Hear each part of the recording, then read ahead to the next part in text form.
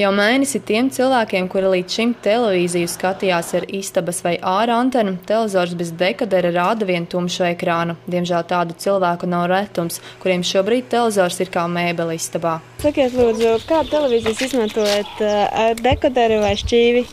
Uz doto brīdi nav nekādas, tāpēc neizmantojam nekādu, jo ar tiem dekoderiem es nezinu, kas tā ir par ideju, un ne visi viņus var atļauties nopirkt.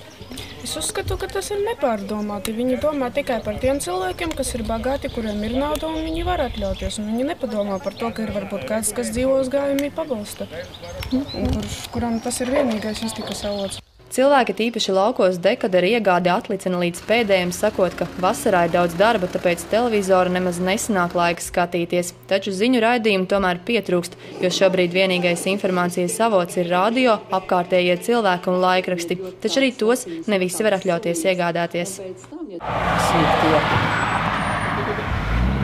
Vajag dekoru obligāti, bet ne visi tā var ņemt laukos.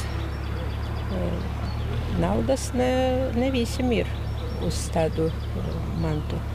It īpaši pierobežā dzīvojošie cilvēki savā televizorā uztver Krievijas kanālu signālus, tāpēc pat ja nav dekodera, bez televīzijas viņi nedzīvo. Un jāteic, lielākā daļa cilvēku tomēr ir parūpējušies, lai viņi varētu skatīties arī Latvijas kanālus.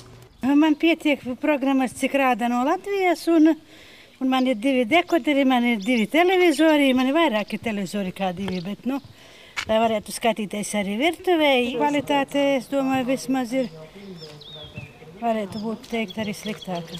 Tie, kuri vēl joprojām dzīvo bez televīzijas, atzīst, ka pamazām krājot naudu, lai arī viņi varētu būt informēti par to, kas notiek Latvijā un pasaulē.